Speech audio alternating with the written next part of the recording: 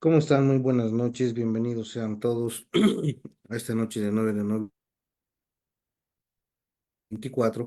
Vamos a dar inicio a nuestro seminario titulado para el día de hoy como Ley 348 en un análisis legal. En ese entendido, vamos a dar la más cordial bienvenida a nuestra primera expositora, quien es la doctora Sandra Betty Rodríguez Ramírez, quien es abogada de profesión, evidentemente forma ya, cuenta con una maestría en Derecho Civil, cuenta con diplomado en Derecho Procesal, diplomado en Educación Superior, es docente en la Universidad Mayor de San Simón, Facultad de Ciencias Jurídicas y Políticas, en las asignaturas de Derecho Procesal, Ley de Organización Judicial y Ministerio Público, de igual manera en Derecho Civil 1. Funge como responsable del área agroambiental, laboral y administrativa de la Dirección de Interacción Social Facultativa del Consultorio Jurídico. Es docente de la Universidad Técnica Privada Cosmos con reconocimientos a nivel nacional y departamental, contando actualmente con 25 años de profesión y 19 años como docente de la Universidad Mayor de San Simón. En ese sentido y con esa amplia trayectoria, querida doctora, muy buenas noches, le damos la más cordial bienvenida. Muy buenas noches, doctor. La agradecida soy yo por cada año invitarme a la actualización y capacitación, tanto de los profesionales y asimismo de las universidades, tanto públicas como privadas. En realidad es un grato transmitir, ¿no?, los conocimientos, los pocos o muchos conocimientos de acuerdo a la práctica fundamental que nosotros como abogados lo vamos pasando día a día. Pero más que todo, estos seminarios el objetivo fundamental es como primera instancia la capacitación y otro para que se vayan formando, ¿no?, y empiecen a hacer su currículum para que de aquí a un tiempo ellos puedan, ¿no?, postular y mediante los méritos sean designados en todas las instituciones que requieren los servicios, ¿no? Empezando en realidad con el tema de exposición, voy a ir, no sé si ven bien la pantalla. Se ve, doctora, sin embargo, si... está en PDF, sí, se ve, se lo... Ujú. Pero lo he pausado, creo. Ya, ya, ahora sí, ¿no? Hola, Mucho mejor. ya. Bueno, dentro de esta base fundamental sabemos que la ley 348 ha tenido más que todo trascendencia por las innumerables, ¿no?, eh, actos de violencia que sufrían las mujeres en este caso, en el aspecto fundamental de lo que es la violencia física, psicológica y asimismo la violencia sexual. Como primera instancia, o sea, existía lo que era la ley 1664, que englobaba plenamente lo que son los derechos, perdón, la ley de violencia doméstica y asimismo violencia intrafamiliar o doméstica que se denominaba. Posterior a eso, como no ha sido ¿Mm? muy eficiente la No, erradicación, por sí ejemplo, estoy escuchando nomás. Aparte eso hola,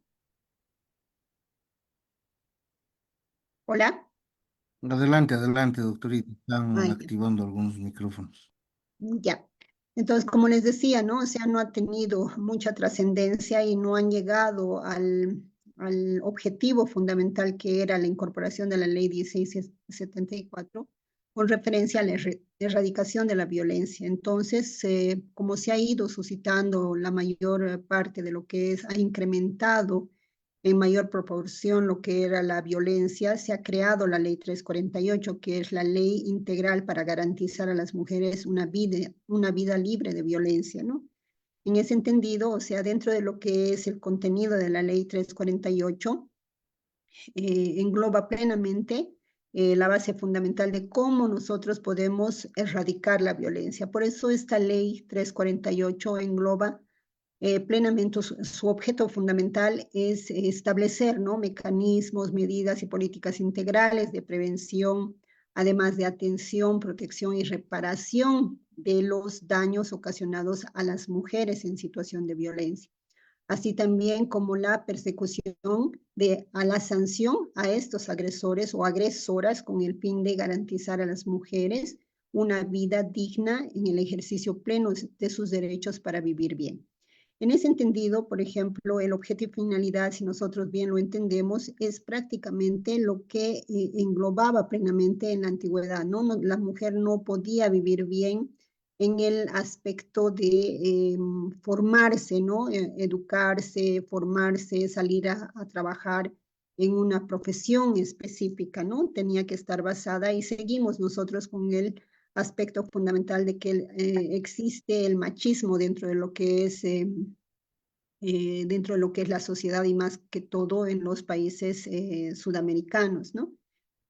Dentro de lo que es la prioridad nacional, en realidad nosotros sabemos que el Estado está para resguardar no solamente lo que engloba lo que es los derechos de las mujeres, ¿no? Sino también los derechos de niños, niñas, adolescencia, los adultos mayores, en fin, todas las personas de acuerdo a la Constitución Política del Estado. Pero esta ley 348 en realidad se establece, ¿no? La prioridad nacional, que es el Estado Plurinacional de Bolivia, asume como prioridad la erradicación de la violencia hacia las mujeres, porque es un tema, por ejemplo, las mujeres son consideradas como seres vulnerables en lo máximo, ¿no? Por ser una de las formas más extremas de discriminación en razón de género. Antes, o sea, se consideraba, a veces habían postulaciones para hombres y mujeres, pero más importancia se les daba y más trabajo se les daba a los varones, ¿no? En ese entendido, o sea, por eso se ha creado, se ha establecido lo que es la Ley 348. Además que los órganos del Estado y todas las instituciones públicas deben adoptar las medidas y políticas necesarias, asignando los recursos económicos y humanos suficientes con carácter obligatorio. ¿Eso qué quiere decir? Que todas las instituciones que detecten una violencia, no solamente en el ámbito familiar, sino también en el ámbito laboral, en el ámbito educativo en sí, o sea, deben y tienen la obligación de denunciar. Esta ley se basa en los principios fundamentales y los valores fundamentales dentro de lo que está consagrado en la Constitución Política del Estado. Uno de los principios, por ejemplo, y valores es el vivir bien, ¿no? La mujer tiene que estar considerada y no tener estos traumas antiguos, ¿no? Que no, si yo no hago caso a mi esposo, entonces no voy a vivir bien. Entonces hay que darle el valor respectivo para que estas personas vulnerables vivan bien, en igualdad de condiciones, deben entrar a la inclusión, o sea, las mujeres debemos darles la participación plena de todos los derechos fundamentales, sean profesionales o sean personas también preparadas, ¿no? En este ámbito de la educación o en cualquier ámbito de lo que ellas son dentro de un oficio, de una profesión, en realidad. Deben tener un trato digno, tanto dentro de la familia como también en las entidades públicas y privadas. La complementariedad, la armonía, la igualdad de oportunidades, esto engloba plenamente a lo que es que tanto el hombre y la mujer están en igual de condiciones y oportunidades de adquirir, ¿no? Los trabajos o también la vía de la educación respectiva. Luego engloba también esta ley la equidad social, la equidad de género. En este aspecto, por ejemplo, a veces dicen, ¿por qué las mujeres tienen, o sea, la ley 348 solamente protege a las mujeres? No es así. En realidad, la ley integral evidentemente se ha creado plenamente para la protección fundamental de las mujeres, pero dentro de lo que es la ley está lo que es la equidad de género. ¿Qué quiere decir la equidad de género? Que tanto dice la ley en realidad, ¿no? O sea, es para aquellas mujeres o otra persona que está siendo víctima de violencia. En esto englobamos lo que son los niños, lo que son los varones, en realidad, pero sí deben estas personas que son víctimas de violencia denunciar, ¿no? O sea, en este aspecto se sigue el mismo procedimiento si una mujer o un hombre está en situación de violencia, puede denunciar. Luego también está la cultura de paz. en este aspecto fundamental se ha incorporado lo que es la ley de arbitraje y conciliación, ¿no? Más por el tema de lo que es el vivir en paz dentro de una sociedad en su conjunto, llegando a la cultura de paz, por ejemplo, se va a dar plenamente cuando exista una sanción a aquel agresor o agresora, ¿no? Dentro de lo que es este aspecto. La informalidad quiere decir que en cualquier momento una persona puede ser de forma verbal o de forma escrita que debe plantear esta denuncia. Y en estas instituciones que vamos a ver más adelante, deben ir y ellas deben ser tratadas inmediatamente, ¿no? Sin formalismos ni nada.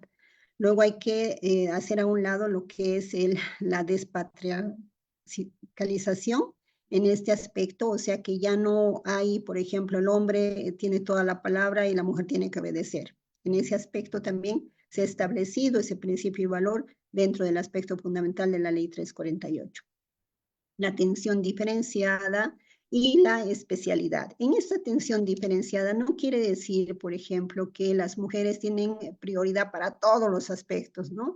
Hay también excepciones fundamentales en las cuales, o sea, se establece, por ejemplo, si hay una persona de emergencia que está entrando, sea hombre, sea un niño, y está una mujer, entonces siempre le van a dar la prioridad al que está más de emergencia, ¿no? Por eso entonces en realidad no es 100% efectivo que la mujer primero tiene que estar atendida en esos aspectos. Luego también, dentro del ámbito de la aplicación, esta es la base fundamental, se puede decir, dentro de lo que es la Ley 348, porque la presente ley rige en todo el territorio del Estado Plurinacional de Bolivia, ¿no? O sea, la ley sabemos que la Constitución Política del Estado engloba solamente para los países en aplicación, en este caso el Estado Plurinacional de Bolivia, y en los lugares sometidos a su jurisdicción.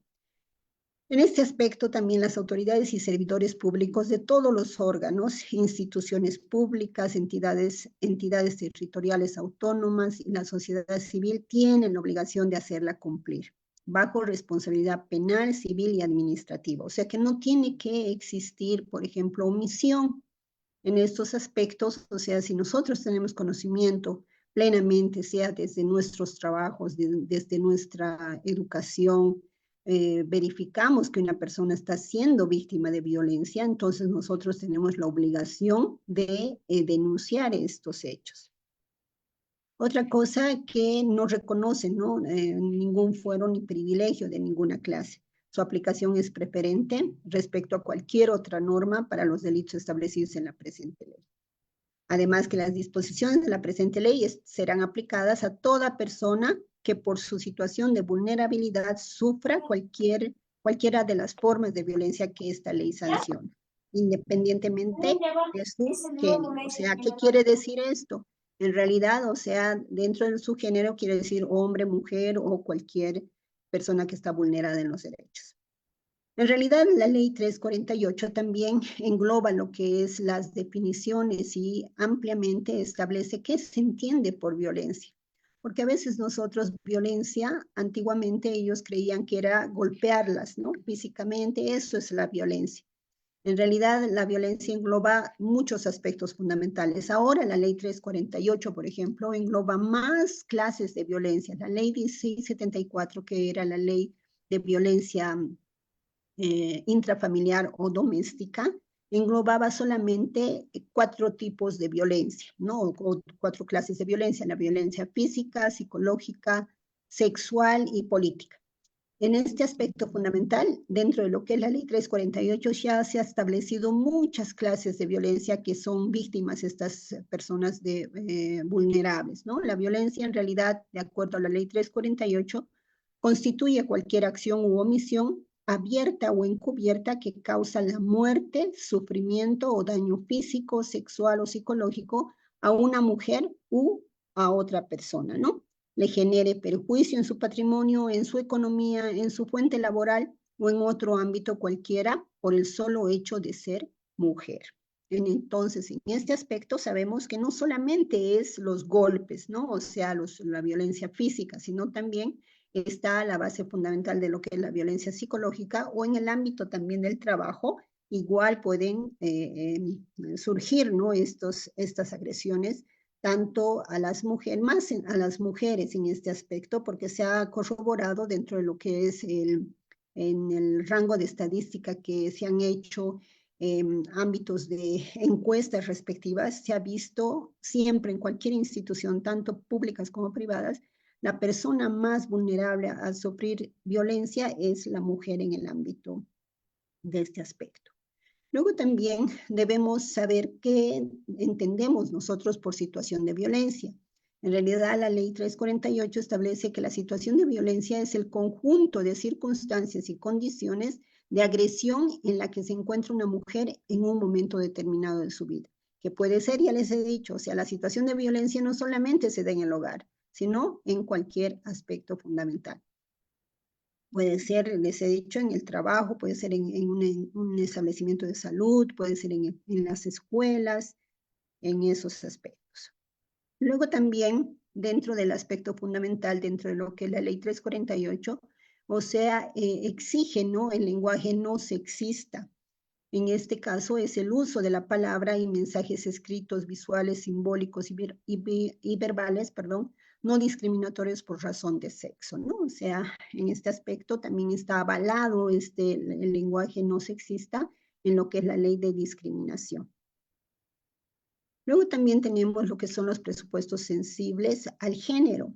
En este aspecto son aquellos que orientan con carácter prioritario a la asignación y distribución de recursos hacia las políticas públicas y toman en cuenta las diferentes necesidades e intereses de las mujeres y hombres para la reducción de brechas, la inclusión social y economía de las mujeres, en especial las que se encuentran en situación de violencia, y las que son más discriminadas por razón de procedencia, origen, nación, pueblo, posición social. A veces hay la orientación sexual, condición económica, discapacidad, estado civil, de embarazo, idioma y posición política. En este aspecto hay muchos casos de violencia, ¿no? Con referencia, por ejemplo, tanto en las universidades, porque se ve la clase de discriminación que se les hace de acuerdo a su forma de ser de las personas o a su forma de vestir. En realidad, se vulneran los derechos fundamentales, y dentro de lo que es la ley 348 tenemos que nosotros, más que todo nosotros que somos estudiosos del derecho, difundir estos aspectos fundamentales para que vayamos todos en conjunto erradicando, ¿no?, todo lo que es la violencia, y cumplamos con lo que es el objetivo y la finalidad que se ha creado esta ley. Luego también tenemos la identidad cultural, que la identidad cultural es el conjunto de valores, visiones, tradiciones, usos y costumbres, símbolos, creencias y comportamientos que dan a las personas sentido de pertenencia, ¿no? O sea, eso también nosotros tenemos que saber valorar y reconocer y respetar en el ámbito cultural respectivo de cualquier persona. ¿Qué entendemos por agresor o agresora? En realidad, la violencia hemos dicho que es todo acto, ¿no?, que vulnera, violenta a una mujer o a una persona en sí. Entonces, se considera agresor o agresora quien comete una acción u omisión que implique cualquier forma de violencia hacia la mujer u a otra persona. En este aspecto fundamental, el agresor o agresora es el que vulnera el derecho, ¿no?, de la persona, el que puede emitir, por ejemplo, lo que es la violencia física, la violencia psicológica. Ahora está más que todo, se podría decir que hay más estadísticas fundamentales de lo que es la violencia sexual, ¿no? O sea que en este aspecto se cometen más violencias sexuales tanto dentro del hogar como fuera, ¿no?, dentro de este aspecto. La integridad sexual es el derecho a la seguridad, ¿no?, y control sexual del propio cuerpo en el concepto de la autodeterminación o de otra persona también que estamos estableciendo. En este aspecto les decía al empezar, ¿no? O sea, la ley 348, o sea, se podría decir que ha abrogado tácitamente, en realidad, a la ley 1674. porque esta ley es más completa, es más amplia. La ley 1674 solamente englobaba aspectos fundamentales y puntuales, ¿no? Con referencia a la violencia. Pero era también importante, puesto que no solamente se refería a la violencia intrafamiliar. ¿Qué quiere decir la violencia intrafamiliar? Dentro de la familia, dentro del matrimonio, ¿verdad?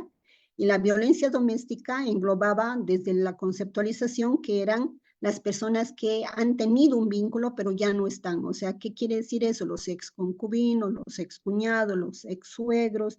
Eso era la base fundamental de lo que englobaba la violencia doméstica.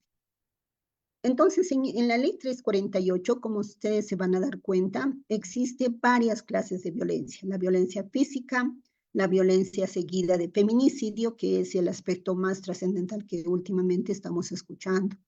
Y van a ver los porcentajes, cómo han cambiado desde que se ha creado, por ejemplo, la ley 1674 hasta que ha entrado en vigencia y ha tenido muchas reformas, se podría decir, o se han incorporado algunos aspectos fundamentales con la ley 348.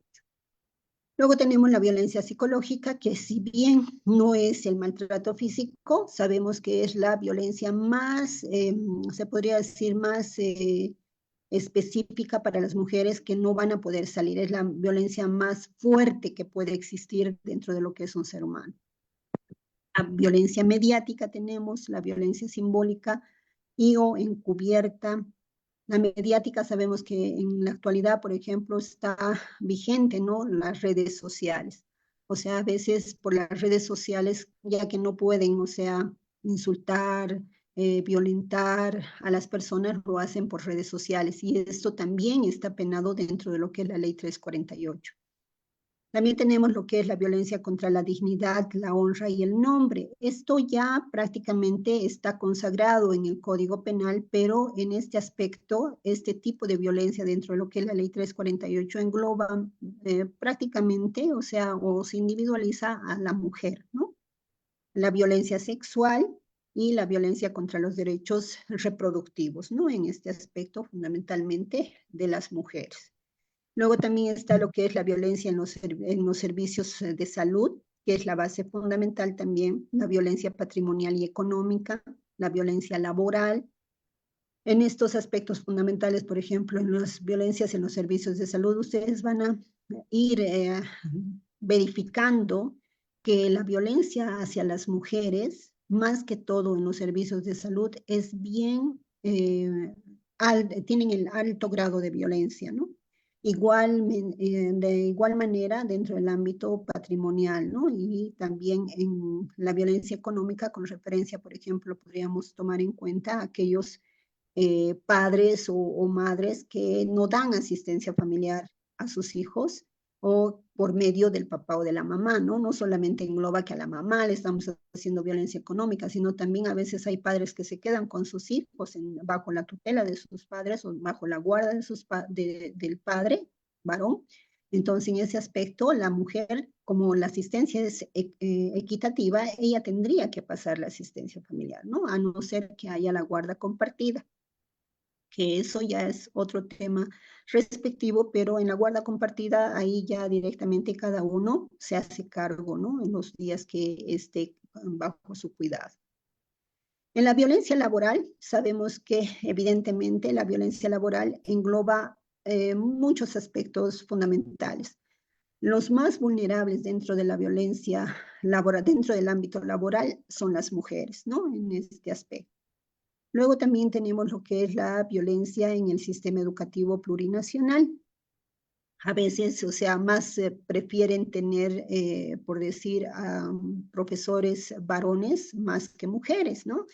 Entonces, en eso también especifica, o hay colegios también que no quieren que entren muchas mujercitas a los colegios, y por esta incorporación, por ejemplo, de la ley de discriminación, la ley 348, por ejemplo, se ha dado la verificación de lo que es, se ha cambiado, ¿no? Habían antes, ustedes van a tener conocimiento, tal vez sus papás les han puesto al tanto que habían liceos solamente de señoritas, solamente de varones, ahora todos son unisex, o sea, hay tanto varones como mujeres el sistema educativo. Luego también está la violencia en el ejercicio político y de liderazgo de la mujer. En este aspecto, por ejemplo, también hay mucho de violencia dentro del ámbito político, ¿no? La violencia institucional, la violencia en la familia, la violencia contra los derechos y la libertad sexual y otras formas que se considera dentro de lo que es el ámbito del derecho penal. Dentro de este aspecto fundamental, de acuerdo a la Ley 348, al crear esta ley, por ejemplo, han existido o tiene que estar inmerso de la Ley 348 lo que son los mecanismos de prevención. Entre estos tenemos las políticas públicas, los criterios de políticas públicas, la planificación, los ámbitos de prevención. En este aspecto, por ejemplo, el Estado, más que todo el Estado plurinacional, mediante las instituciones públicas, tienen la obligación de difundir en este aspecto todo el ámbito de lo que es las leyes que resguardan, ¿no?, los derechos, tanto las mujeres o dentro de los niños, adultos, pero en este caso es en favor de las mujeres, ¿no? El ámbito de prevención tiene que estar netamente difundido en el ámbito educativo, en el ámbito de los establecimientos de salud, en el ámbito laboral, comunicacional, que tenemos que ir a redes sociales para transmitir, ¿no?, todos estos aspectos fundamentales. Los mecanismos de atención, protección y asistencia están basados, como les dije, en las instituciones públicas, ¿no? Tenemos el servicio de atención integral, más conocido como los SLIM, que son dependientes de los gobiernos municipales, ¿no?, dentro de lo que son los departamentos. Luego también hay este aspecto fundamental que se ha creado, que son las casas de acogida y refugio temporal, para aquellas mujeres, por ejemplo, que no tengan dónde ir o escapen de ese círculo de violencia. Entonces, el Estado plurinacional tiene que verificar, ¿no?, y cumplir con lo que dice la ley con referencia a la protección de estas personas que están siendo víctimas de violencia. Las promotoras comunitarias, la Casa Comunitaria de la Mujer, y en estos aspectos fundamentales tiene que prevalecer lo que son las medidas de protección. Y además, también dentro del aspecto fundamental después de la denuncia, habiendo las medidas de protección, tiene la obligación los juzgadores, por ejemplo, y también los fiscales, que son más que todo los que verifican las denuncias respectivas, es la rehabilitación de los agresores, ¿no? Porque si no englobamos, por ejemplo, no es solamente darle la sanción, sino también debemos nosotros ver la rehabilitación de estos agresores. Luego también, dentro del aspecto fundamental de la Ley 348, engloba también el mecanismo de persecución y sanción. ¿Cuál es el objetivo, la finalidad en la cual nosotros podríamos englobar plenamente lo que es la erradicación de la violencia? Incorporando lo que es este mecanismo, ¿no?, de persecución y sanción. Dentro del ámbito, por ejemplo, personal interdisciplinario especializado, la prohibición de conciliar. Evidentemente, dentro de lo que es la Ley 348 dice, no hay conciliación en violencia, pero existe la posibilidad que no puede promover en ningún momento, ni siquiera la Fiscalía o la institución que le está coadyuvando, ¿no?, en el proceso respectivo. Pero sí, si las partes, por ejemplo, concilian fuera, o sea, del fiscal que está conociendo la causa, o tal vez del juzgado, ellos pueden conciliar, pero solamente por única vez, ¿no? Si vuelven a reincidir, ahí ya no se admite la conciliación respectiva. Luego también tenemos, o sea, los servicios integrados de justicia plurinacional, el Servicio Plurinacional de Defensa de las Víctimas, los servicios legales integrales municipales, que ya les expliqué anteriormente, la Fuerza Especial de Lucha contra la Violencia, más conocida como la FELCP, ¿no? Estos son en realidad los que tienen que velar por el cumplimiento y especificar y dar la sanción respectiva a estos agresores que cometen, ¿no?, agresoras o agresores que cometen estos actos de violencia. Dentro de estos mecanismos de persecución y sanción también está lo que es la investigación de oficio, porque pese a que las mujeres, por ejemplo, en el primer acto de violencia van y denuncian, a veces viene, ¿no?, el aspecto fundamental que no les dan la atención necesaria o por estar en ese trauma que causa estos actos de violencia, no pueden seguir adelante con el proceso. Pero en realidad el que esté encargado, que es el representante del Estado, es el Ministerio Público o las instituciones respectivas, tienen que seguir de oficio. ¿Qué quiere decir de oficio? No puede ir la víctima a ser revictimizada, ¿no? Entonces la investigación tiene que seguir de oficio. Además, debe haber, cuando hay violencia física y psicológica, por ejemplo, debe haber certificados médicos, los tratamientos psicológicos que se realizan mediante las valoraciones, ¿no?, psicológicas en las instituciones encargadas, ¿no?, para este fin. En este aspecto, si hay certificados médicos, por ejemplo, cuando una persona ha sido víctima de agresión física, por ejemplo, no va a ir a buscar a un médico forense, ¿no?, sino al primer centro de salud que esté cerca del domicilio o donde se le ha cometido la violencia. Entonces, en ese aspecto también la ley establece que esos certificados médicos que extienden estos servicios de salud, por ejemplo, deben ser homologados por el juez o el juez en este caso, que va a dar viabilidad, ¿no?, con el requerimiento que hace el fiscal. Los nuevos tipos penales que se han enfatizado ampliamente en la ley 348 es el feminicidio, ¿no? Porque antes, por ejemplo, las personas que cometían la violencia física con el resultado de la muerte, iban y eran sancionados por homicidio o en su caso asesinato, ¿no?, de acuerdo a estos aspectos. Pero ahora se denomina lo que es el feminicidio cuando se atenta contra la vida de las mujeres. Las sanciones, dentro de lo que es la persecución y la sanción, está desde la multa, trabajos comunitarios o también la privación de libertad cuando se trata de delitos mayores, ¿no? Luego también establece esta ley que la declaración de rebeldía del denunciado o el acusado para que no exista para que no se quede solamente como denuncia, ¿no? O sea, tenemos que seguir hasta el final lo que es el aspecto fundamental de lo que son las denuncias. Entonces, dentro de este aspecto fundamental, todos estos aspectos que hemos tomado en cuenta, esta ley, como ustedes han visto, resguarda, ¿no?, los principios de responsabilidad del nivel central y las entidades territoriales autónomas. Además, garantiza la igualdad de jurisdicción, de la jurisdicción en realidad originaria campesina y la ordinaria en el marco del respeto a la vida y a la dignidad. Esta ley protege a las mujeres de todas las edades, protege también a otros miembros de la familia. En este aspecto engloban, pues, que pueden ser los varones también, ¿no? Vale decir, a hombres que denuncian estos hechos de violencia.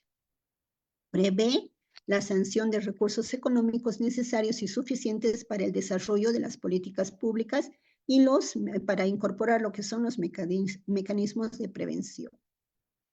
¿Qué se ha dado en este aspecto, por ejemplo? ¿Por qué se ha creado la Ley 348? ¿Cuáles fueron los motivos que impulsaron a la promulgación de la Ley 348? Estos aspectos fundamentales, por ejemplo, se han dado, por decir, desde el 2010, más o menos han ido especificando lo que son los porcentajes o han hecho una investigación minuciosa para verificar y establecer, ¿no?, una ley más óptima para así erradicar la violencia. Uno de estos aspectos, por ejemplo, tomaron en cuenta que una mujer muere cada 3 días, o sea, cada 3 días hay víctimas de feminicidio. Ahora sabemos que cada día tenemos feminicidios al respecto. Ustedes prenden la tele, en el primer noticiero, ya está, feminicidio en el departamento con más feminicidios, ustedes saben que es en Cochabamba. Antes, por ejemplo, antes del 2010, más o menos, habían 7 de cada 10 mujeres sufrieron abuso sexual. Alguna vez en su familia o en los centros educativos, pero nadie hacía nada, ¿no? Cada año se registran por lo menos 14,000 denuncias de violencia sexual contra mujeres, niñas y adolescentes. Esto se ha triplicado más que todo dentro en la actualidad, ¿no? 9 de cada 10 mujeres sufren alguna forma de violencia en Bolivia. Esto con la investigación que se ha realizado en 2010. Esto es un estudio que han hecho las instituciones, por ejemplo, y eso es lo que ha ido impulsando, ¿no? O sea, ha sido los motivos que han impulsado la promulgación de la ley. En todos los casos, por ejemplo, dentro del aspecto fundamental, si ustedes van, en los primeros años que han entrado en vigencia tanto la ley 1674 como la ley 348, casi la mayoría de los procesos, como no había, por ejemplo, lo que es los juzgados o los fiscales que deben conocer violencia, justamente violencia contra la mujer y todo eso, iban rechazando, ¿no? O sea, rechazaban las violencias, no llegaban hasta el final, les hacían cansar a las víctimas y se quedaba en nada. Por eso es la base fundamental que se ha dado. Entonces, solo los registros de violación, por ejemplo, aumentaban de 777 casos el 2005, ya el 2012 han incorporado casi a 2.386 casos y ahora es sumamente, se podría decir, el porcentaje es al 100%, ¿no? O sea, hay más casos de violencia, no solamente, en realidad, por eso les digo, o sea, no solamente es la violencia contra las mujeres, sino también se ha incrementado enormemente contra niñas, niños y adolescentes y asimismo de adultos mayores. En realidad, en Minúsculas, ¿cómo?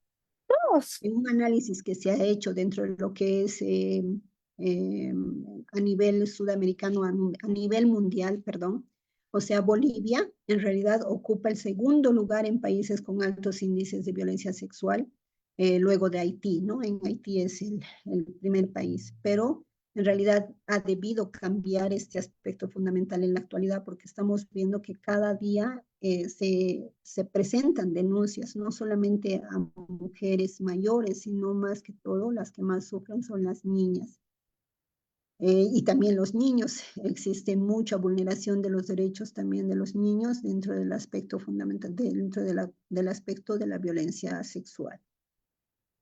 Por eso decíamos que dentro del aspecto de ese año que se ha creado la ley 348, o sea, en Bolivia 8 de cada 10 mujeres sufrían, ¿no? O sufren algún tipo de violencia. Y en la actualidad es más aún, ¿no? Luego también hemos visto, o sea, que pocas mujeres, por ejemplo, por no ser atendidas a la brevedad posible, por no tener la prioridad de las denuncias respectivas, estas mujeres era difícil de acceder a la justicia. Pero ahora con la incorporación de todos los aspectos fundamentales que es la ley 348, la aplicabilidad, la capacitación que han tenido los jueces fiscales, ya se está dando trascendencia, ya han habido ya muchos casos, por ejemplo, que han llegado hasta la sentencia y ahora existen, ¿no? Aprendidos, existen ya cumpliendo con una condena por feminicidio o por algún tipo de violencia. En estos aspectos también, o sea, los motivos de feminicidas eran más que todo, se englobaba de lo que es el aspecto de la infidelidad o cuando, por ejemplo, no quería que la esposa se embarace, en eso llegaban a los golpes y, o sea, habían tantos actos fundamentalmente que habían hombres que hacían, por ejemplo, interrumpían el embarazo por la violencia física que les daban, ¿no? a las mujeres. La negativa de abortar, negativa de continuar con la relación, la negativa de tener relaciones sexuales, una venganza, el incumplimiento de la asistencia familiar, como se ha dado en pocos días por no pasar la asistencia familiar, la mató, ¿no? a la madre y a su hija. Los celos, la discusión, la violación seguida de muerte, que ya engloba lo que es el caso de femicidio. En este aspecto, los tipos de relación de la víctima y el feminicida engloba plenamente de los amigos, ¿no? Más que todos los amigos masculinos de la víctima, porque nosotros, o sea, como mujeres o como varones, siempre vamos a tener una confianza respectiva a nuestros amigos, pero O sea, más estas víctimas han tenido esta clase de violencia, venía de los amigos. Además también de los cónyuges, de los excónyuges, de los novios, exnovios, parejas íntimas, hermanos, padre, padrastro, madre, madrastra, más que todo los conocidos de la víctima.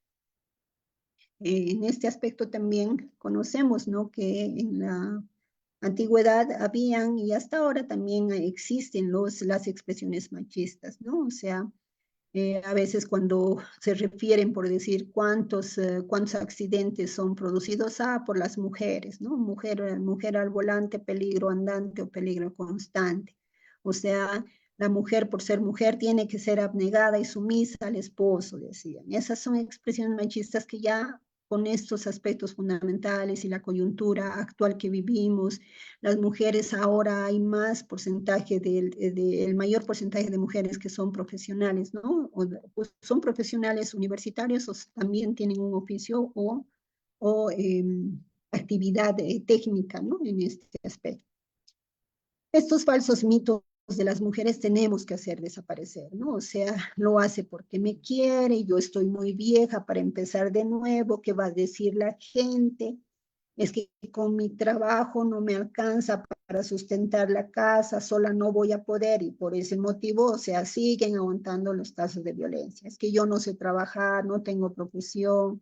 Esos son falsos mitos que las mujeres debemos dejar a un lado, ¿no? Y todas las personas que están en este ambiente de violencia. Estas expresiones machistas en realidad han ido denigrando paulatinamente, o sea, muy extenso a las mujeres para que no salgan adelante, ¿no? Y siempre las han vuelto dependientes del hombre en este caso.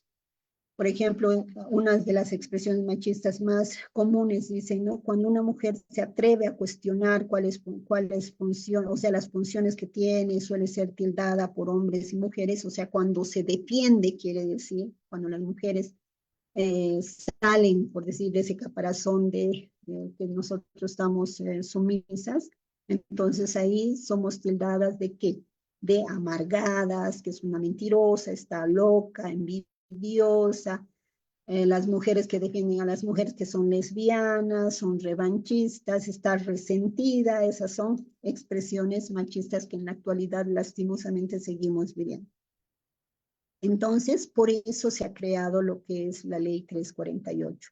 Vivimos en una sociedad machista, seguimos realmente, no hemos superado este aspecto todavía, y vivimos en una sociedad patriarcal que plenamente con estos aspectos fundamentales, por ejemplo, de lo que es la Ley 348, la aplicabilidad correcta de esta Ley 348, vamos a ir poco a poco erradicando la violencia. En la Constitución Política del Estado, por ejemplo, está enmarcada, ¿no?, que toda persona tiene derecho a la vida y a la integridad física, psicológica y sexual. Nadie será torturado ni sufrirá tratos crueles, inhumanos, degradantes, humillantes.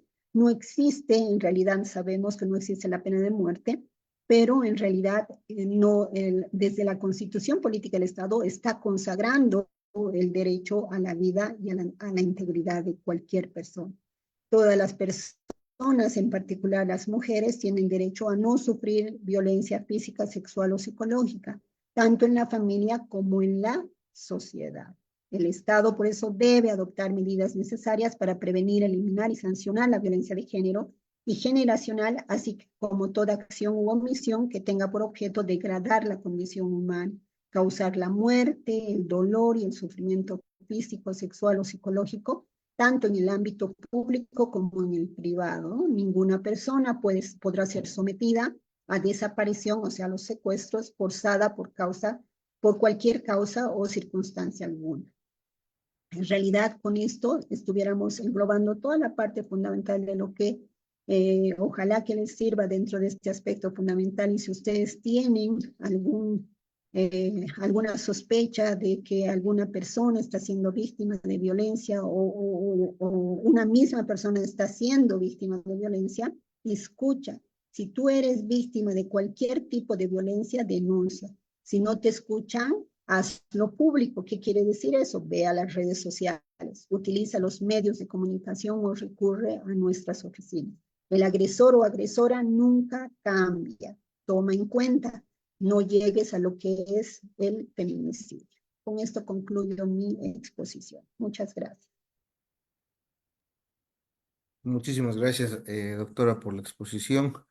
No sé si tienen alguna duda los participantes, quisiera hacer alguna pregunta, el micrófono está abierto para poder realizar sus consultas de repente.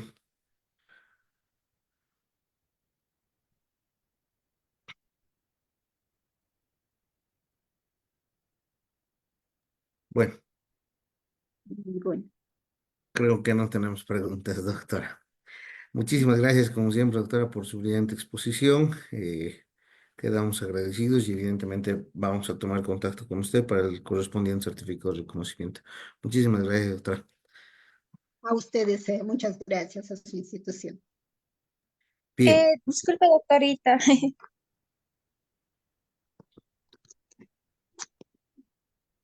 Dígame.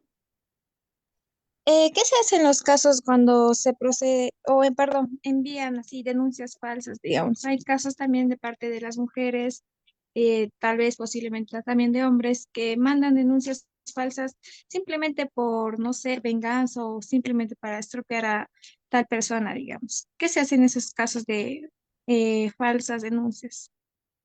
En realidad, cuando existe, por ejemplo, una denuncia, siempre va a haber la etapa de investigación, ¿no?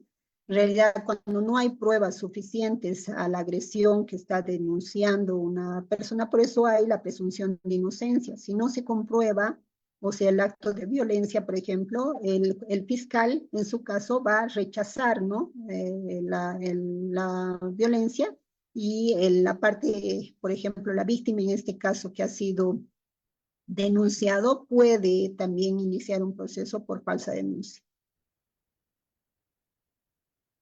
Ah, ya está bien, doctora, gracias.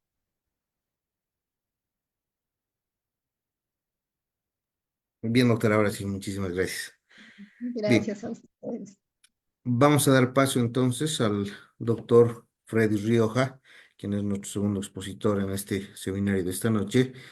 Y para presentarlo, bueno, el doctor Freddy Rioja es director del estudio jurídico Rioja Luna. De igual forma, el doctor cuenta con un diplomado en Derecho Penal y Procesal Penal, cuenta con un diplomado en Derecho Constitucional y Acciones de Defensa, asimismo un diplomado en Educación Superior y de igual manera cuenta con una maestría en Derecho Penal y Procesal Penal. Doctor, muy buenas noches, bienvenido. Gracias por aceptar nuestra invitación. El micrófono y la sala es suya, doctor. Muy buenas noches, mi querido doctor. Muy buenas noches a todos los respetables colegas y agradecido por haber sido invitado a este prestigioso curso de la Ley 348. Y así también buenas noches a los respetables estudiantes, ¿no? Vamos a dar inicio a este análisis crítico de la Ley 348, un análisis coyuntural también. Vamos a ir hablando sobre un elemento esencial que es la doctrina del bloque de constitucionalidad, que va a ser importante que tanto estudiantes como los colegas nos entiendan, porque a partir de ese concepto de la doctrina del bloque de constitucionalidad, no, se promulga y entra en vigencia la ley 348. Entonces, vamos a ir compartiendo pantalla.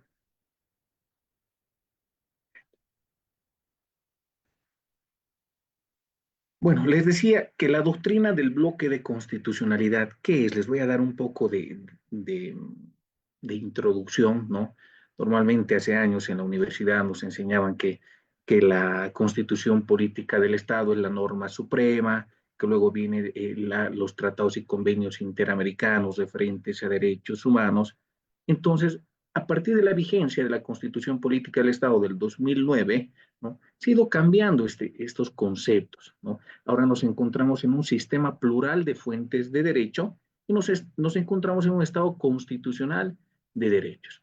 A la luz del artículo 109, 256 y 410 de la Constitución Política del Estado, debemos entender que el bloque de constitucionalidad está compuesto por la Constitución Política del Estado, los tratados y convenios interamericanos referentes a derechos humanos, las resoluciones de la Corte Interamericana de Derechos Humanos, opiniones consultivas también, así como las sentencias constitucionales que adquieren rango constitucional y son fuentes directas de derecho aplicables al Estado boliviano, ¿no? Por ejemplo, les pongo esta última resolución aclaratoria del Tribunal Constitucional Plurinacional respecto a la reelección, ¿no?, de los exmandatarios que no pueden ser candidatos por tercera vez, sea continuo o discontinuo. Esa resolución emitida por el Tribunal Constitucional Plurinacional, por ejemplo, queridos colegas, queridos estudiantes, es fuente directa de derecho. Es vinculante a todos los órganos del Estado Plurinacional de Bolivia, a los jueces, a los fiscales, a los particulares, ¿no? Así lo establece el artículo 8 de la Ley del Tribunal Constitucional Plurinacional, artículo 15, parágrafo segundo del Código Procesal Constitucional y 203 de la Constitución Política del Estado. Entonces, las resoluciones de la Corte Interamericana de Derechos Humanos, la Constitución Política del Estado, las sentencias constitucionales, los tratados y convenios interamericanos referentes a derechos humanos forman parte de un bloque de constitucionalidad y se van a aplicar bajo un principio de favorabilidad y progresividad. Es decir, si en algún tratado internacional hay un derecho que es más favorable que la Constitución Política del Estado, se va a aplicar pues el del tratado porque es más favorable. Si en la Constitución es más favorable que la norma convencional, ¿cuál se va a aplicar? El de la Constitución. Entonces rige un principio de favorabilidad y progresividad. La sentencia constitucional que ven en pantalla, la 0110/2010-ERE, del 10 de mayo, ha establecido en su fundamento jurídico 3.3.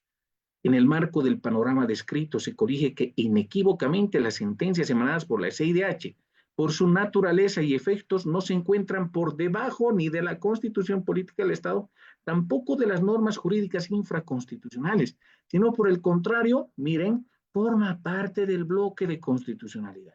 Y a partir del alcance del principio de supremacía constitucional que alcanza las normas que integra este bloque, son fundamentadoras e informadoras de todo el orden jurídico interno, debiendo el mismo adecuarse plenamente a su contenido para consagrar así la vigencia plena del Estado constitucional. ¿Por qué les hago esta introducción a este curso de la Ley 348, a este seminario? Porque en el desarrollo vamos a ir invocando casos resueltos, sentencias emitidas por la Corte Interamericana de Derechos Humanos, BRP-BPC versus Nicaragua, J versus Perú, Campos Algodonero versus México, que pese a que es contra otros estados, igual son vinculantes a nuestro estado boliviano a partir de esta línea jurisprudencial que es la sentencia constitucional, ¿no? Entonces, vamos a continuar. Ahora bien, con el artículo, miren, y nos vamos a remitir a lo que establece la Ley 348. ¿Qué dice? El artículo primero. Marco constitucional. La presente ley se funda en el mandato constitucional y en los instrumentos, tratados y convenios internacionales de derechos humanos ratificados por Bolivia, que garantizan a todas las personas, en particular a las mujeres, el derecho a no sufrir violencia física, sexual y o psicológica, tanto en la familia como en la sociedad. Miren este primer artículo de la 348. Se funda en el mandato constitucional y tratados y convenios interamericanos referentes a derechos. ¿Cuáles son esos tratados y convenios interamericanos que dan lugar a la vigencia de la Ley 348? Y miren, la pantalla, tenemos que remitirnos a la Convención Interamericana para Prevenir y Sancionar y Erradicar la Violencia contra la Mujer, que es la Convención de Belén do Pará, ¿no?, que entró en vigencia el 9 de junio de 1994. Este tratado internacional ya ordenaba a todos los estados partes del sistema universal y el sistema interamericano de derechos humanos a que promulguen legislación, leyes que garanticen, prevengan, sancionen y erradiquen la violencia contra la mujer. Miren, desde el año 1994. Y la Ley 348, ¿no?, entra en vigencia el 9 de marzo de 2013. Entonces se da a partir de ese instrumento internacional que es la Convención de Belén do Pará, así como también se encuentra vinculado a la Convención, ¿no?, a la Convención sobre la eliminación de todas las formas de discriminación contra la mujer. en sus siglas en inglés, que es la CEDAW, que es del año 1979. Imagínense que la ley 348, reitero, es el resultado que se da a partir de la Convención de Belén do Pará y a partir de la CEDAW, que como instrumentos internacionales, supranacionales, forman parte del bloque de constitucionalidad, ¿no es cierto?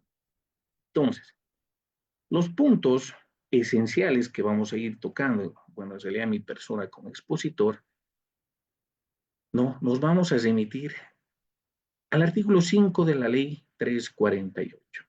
¿Qué nos dice este artículo 5 de la ley 348? ¿Esto objeto de qué? Porque últimamente, no, la coyuntura política, social, reiteradas marchas en los 9 departamentos de nuestro Estado plurinacional, salían los hombres a decir, queremos que se elimine la ley 348. Nosotros los hombres también queremos acceder a esta aplicación de la ley 348. Y entonces hacían marchas y se ha visto en los 9 departamentos, ¿no es cierto? Pero el artículo 5 de la ley 348, en su parágrafo cuarto, ¿qué ha establecido? Las disposiciones de la presente ley serán aplicables a toda persona que por su situación de vulnerabilidad sufra cualquiera de las formas de violencia que esta ley sanciona, independientemente de su género. Independientemente de su género, ¿no? Eso establece el artículo 5, parágrafo cuarto de la ley 348. ¿Qué nos da a entender? Que cualquier persona que por su situación de vulnerabilidad, independientemente de tu género, si eres varón, si eres mujer, si eres LGBTI, puedes acceder a la aplicación de la 348. Pero tiene un requisito primordial y esencial que se debe cumplir, en especial los varones, ¿no? Que es la vulnerabilidad. ¿Quiénes son vulnerables? Y esto a partir de la abundante jurisprudencia constitucional. Los sectores vulnerables, ¿no? Componen las mujeres, los niños, niñas y adolescentes, personas adultas mayores, sean varones o mujeres, los que pertenecen al sector LGBTI, ¿no? Entonces, si tú acreditas que eres adulto mayor, varón, adulto mayor, se aplica la 348. Si acreditas que eres mujer, niño, niña, adolescente, se aplica la 348. Pero ¿qué pasa con los varones mayores de 18 años y menores de 60, es decir, de 18 a 59 años? No podemos acceder a la aplicación de la ley 348. Porque ¿cómo vamos a creer, por ejemplo, mi persona, cómo va a acreditar que soy vulnerable? Si tengo el uso de razón, no soy discapacitado, no soy mujer, no soy niño, niña, adolescente, no soy adulto, ¿no? Entonces, a partir de esto, ¿no? Existe estos conflictos jurídicos, ¿no? Que otros piden la abrogación, otros la modificación, que sería tal vez lo adecuado, ¿no? Porque el artículo 14 de la Constitución Política del Estado también nos dice que el Estado prohíbe toda discriminación en razón del sexo. Entonces, si hay una discriminación en razón al varón, para que aplique, para que acceda a ese derecho constitucional que es el derecho a la justicia, ¿no?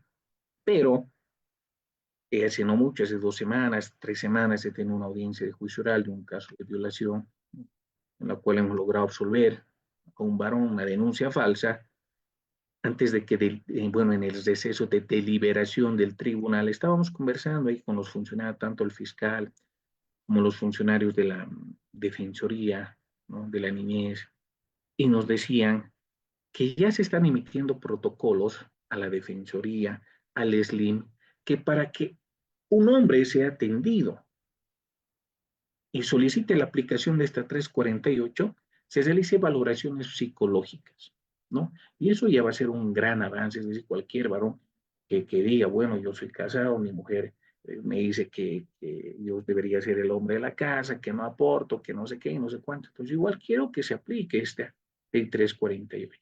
Entonces, van a medir también ahora la vulnerabilidad a partir de un informe, de un análisis psicológico a los varones, ¿no es cierto? Entonces, miren, es un muy buen avance.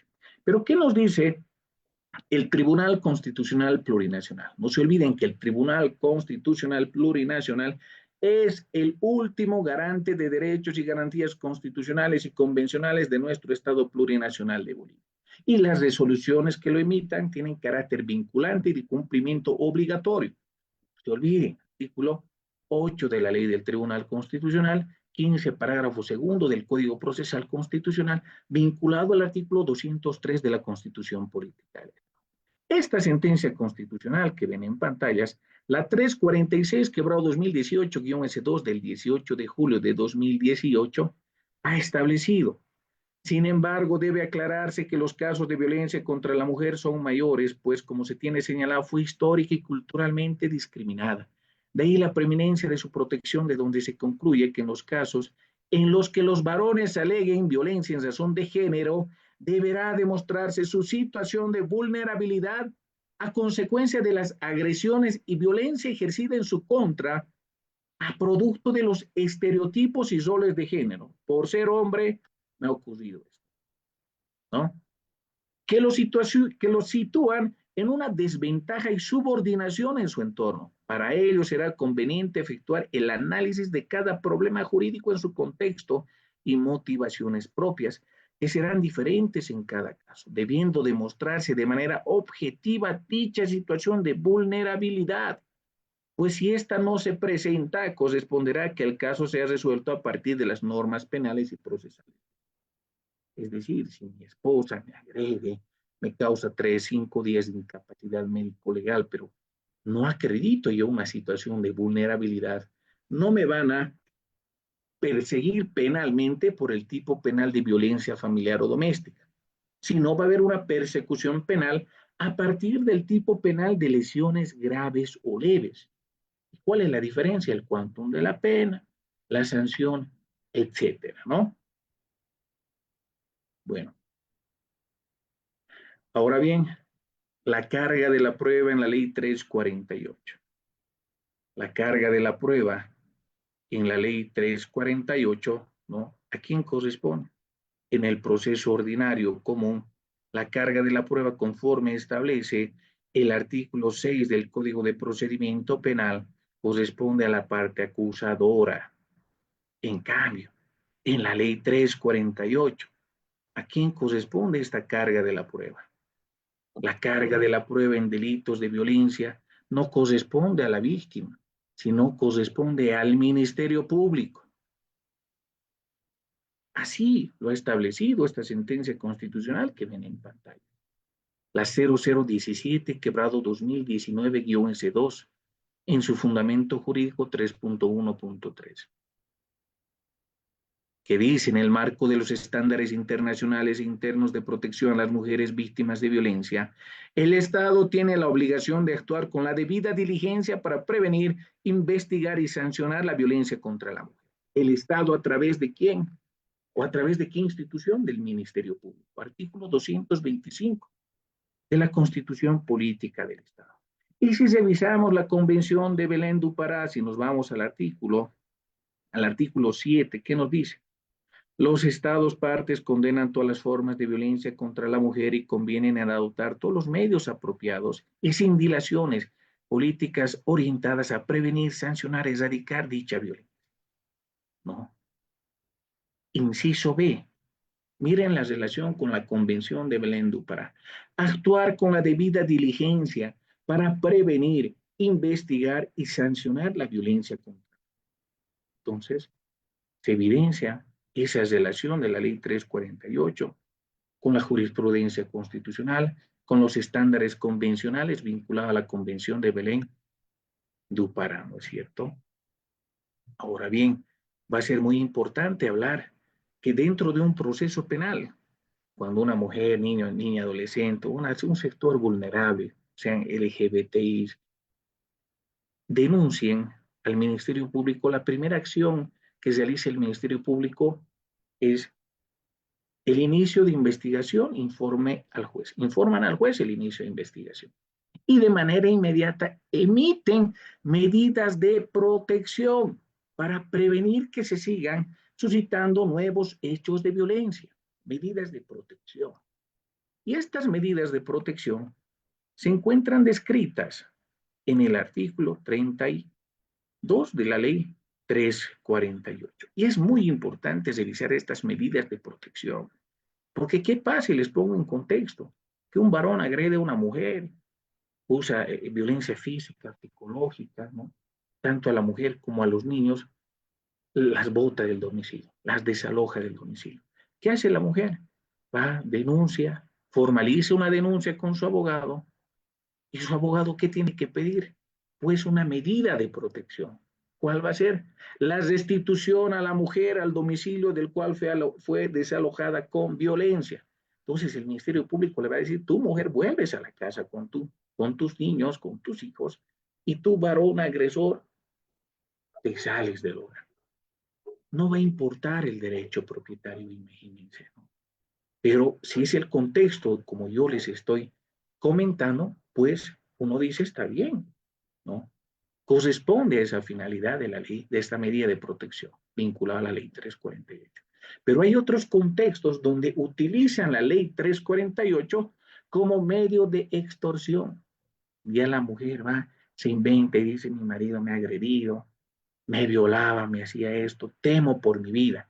Piden medidas de protección, el Ministerio Público, sin realizar un medio de investigación que diga, ah, la mujer está diciendo la verdad, hay una presunción de veracidad. Bueno, medida de protección lo desalojan, ¿no? Entonces, está realizando, como les digo, una extorsión a partir de la aplicación de la ley 348. Bueno, no en todos los casos, lógicamente, pero sí hay muchos casos.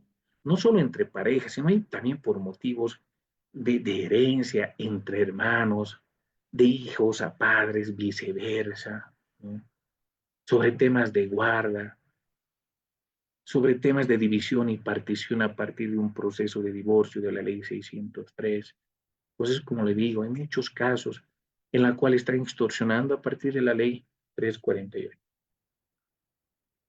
El artículo 32, que establece las medidas de protección tienen por objeto interrumpir o impedir un hecho de violencia contra las mujeres o garantizar en caso de que éste se haya consumado, que se realice la investigación, procesamiento y sanción correspondiente. ¿Cuáles son estas medidas de protección? Como les decía, artículo 35, numeral 1, por ejemplo. Ordenar la salida de su ocupación, restricción al agresor del domicilio conyugal o donde habite la mujer en situación de violencia, independientemente de la acreditación de propiedad o posesión del inmueble. Y ordenar que el agresor se someta a una terapia psicológica en un servicio de rehabilitación. Prohibir al agresor enajenar, hipotecar, prendar, disponer o cambiar la titularidad de derecho propietario. Con esto a partir de un delito de violencia patrimonial, de un delito de violencia económica también, que está legislado en nuestra normativa sustantiva penal. Y en el artículo 83, por ejemplo, de la ley 348, se encuentra regulado cuáles son los delitos, cuáles son los tipos penales que forman parte de la violencia familiar, ¿no es cierto? Entonces, no se olviden, estas medidas de protección tienen como finalidad, según el artículo 32, interrumpir o impedir un hecho de violencia contra las mujeres, ¿no es cierto? Ahora, ¿qué pasa si nosotros, no, si algún familiar, si algún cliente procede al incumplimiento de esta medida de protección? El incumplimiento de la medida de protección, miren, ya no se encuentra descrito en la ley 348, si revisamos todos los artículos, todos los tenores literales de los artículos de la ley 348, no se encuentra descrito qué pasa ante el incumplimiento de estas medidas de protección. Por lo que debemos remitirnos a lo que establece el artículo 389 quinque del Código de Procedimiento Penal, que establece que ante el incumplimiento de la medida de protección, la sanción es la privación de la libertad de 3 a 6 días según la gravedad. Así lo establece, reitero, el artículo 389 quinques, que dice incumplimiento.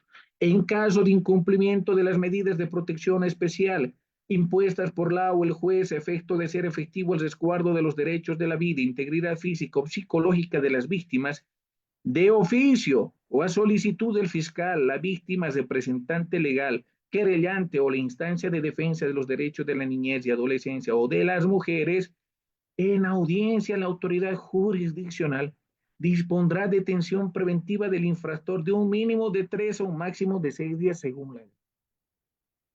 El incumplimiento de la medida de protección 3 a 6 días de prisión preventiva. Pero ¿cómo acreditamos esto?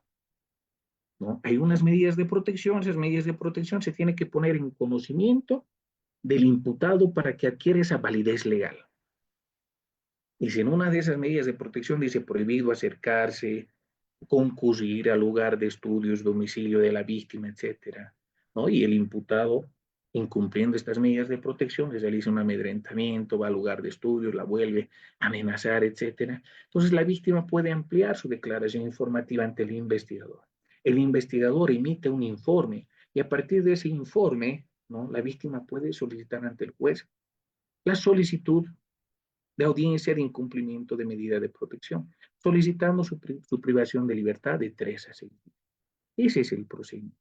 Pero estas medidas de protección, no se olviden, es importante que el juez las homologue, reitero, para que ejerza un control de legalidad de estas medidas de protección. Ahora bien, como abogado defensor, ¿qué hacemos, no? Si nos encontramos en esta situación, se sustancia la audiencia de incumplimiento de medida de protección y la juez dispone la detención preventiva. Si el abogado no conoce los recursos en materia penal, lo que va a pasar es que de inmediato suban funcionarios policiales y lo trasladen al recinto penitenciario, a la cárcel pública que va a determinar el juez. Pero si es un abogado que conoce la norma, va a decir, momento, señora juez, a la luz del artículo 180 de la Constitución Política del Estado, a la luz del artículo 403 del Código de Procedimiento Penal, interpongo apelación incidental, porque es y tiene efecto suspensivo. No estamos hablando de una medida cautelar que no tiene efecto suspensivo. Entonces, al interponer un recurso de apelación incidental, se mantiene la libertad del defendido hasta que se resuelva en sala penal esa situación de incumplimiento o cumplimiento de la medida de protección, ¿no? Lo que les decía iba a ser muy importante es revisar los tipos de violencia familiar. Los tipos de violencia familiar se encuentran descritos en el artículo 83 de la ley 348, ¿no? Porque muchos dicen, trata y tráfico de personas es delito de violencia familiar o doméstica. Pues no, porque no se encuentra descrito como tal en el artículo 83 de la ley 348. ¿Cuáles son estos delitos? Sustracción de un menor o un incapaz, homicidio por emoción violenta, homicidio suicidio, aborto forzado, lesiones gravísimas, lesiones graves y leves, el agravante, violación, violación de infante, niño, niña, adolescente, su agravante, abuso sexual, rapto, que han sido, miren, vinculados a partir del artículo 83, la recalificación, vinculados a los nuevos tipos penales. También, y dice incumplimiento de deberes de protección a mujeres en situación de violencia. 154 bis, nuevo tipo penal. Feminicidio, que ha sido un nuevo tipo penal. Esterilización forzada, nuevo tipo penal. Violencia familiar o doméstica. Actos sexuales abusivos, padecimientos sexuales, acoso sexual, delitos contra la familia, ya viene lo que es violencia económica, violencia patrimonial, sustracción de utilidades de actividades económicas familiares, ¿no? Entonces, esos son los delitos catalogados como violencia familiar o doméstica. Reitero, se encuentran vinculados al artículo 83 de la ley 348. Y ya vamos a ingresar a lo más importante de la ley 348, que recuerden, se encuentra vinculado a los estándares convencionales, tratados y convenios interamericanos, Convención de Belén de Pará, la CEDAW, ¿no? También a las resoluciones de la Corte Interamericana de Derechos Humanos. Y miren, ¿no? Respecto a la presunción de veracidad de las víctimas en hecho de violencia, vamos a abordar una serie de jurisprudencia constitucional, así como autos supremos que nos van a ayudar a analizar la presunción de veracidad en la declaración de la víctima. La sentencia 353, quebrado 2018-S2, ha establecido y nos habla sobre las probabilidades o probables contradicciones de la víctima de violencia sexual y cómo deben ser analizadas a partir de una perspectiva de género. Y dice, miren, La Corte Interamericana de Derechos Humanos estableció que las posibles inconsistencias internas en la declaración de la víctima de violencia sexual, más aún si es una niña, niño o adolescente, producidas por la expresión, uso del lenguaje, traducción, intervención de terceros, no resultan sustanciales, por cuanto no es infrecuente que respecto de hechos de esta naturaleza puedan existir algunas imprecisiones.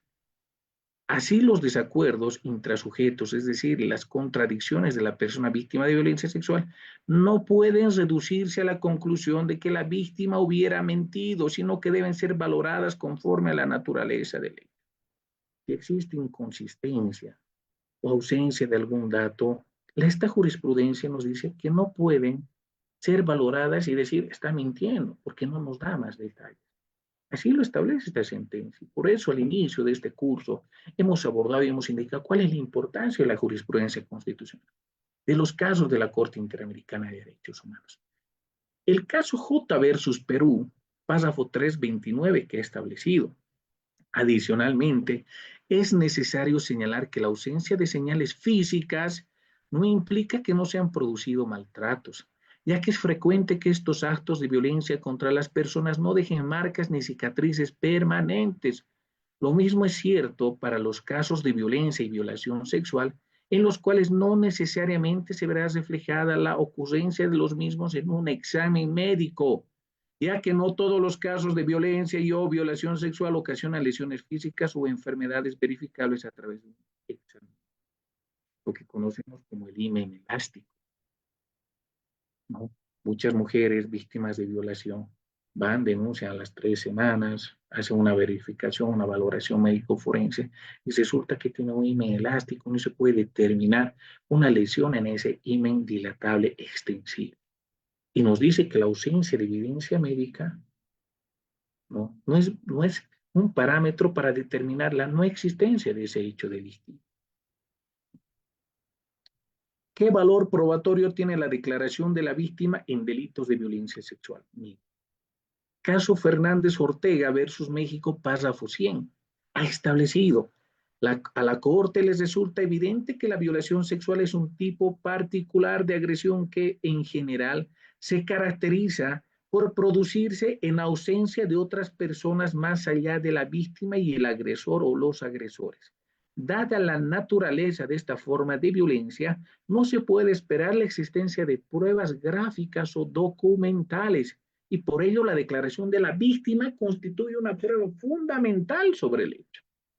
Muchos casos de violación, violencia familiar o doméstica, abuso sexual, ocurre intramuros. ¿Qué quiere decir?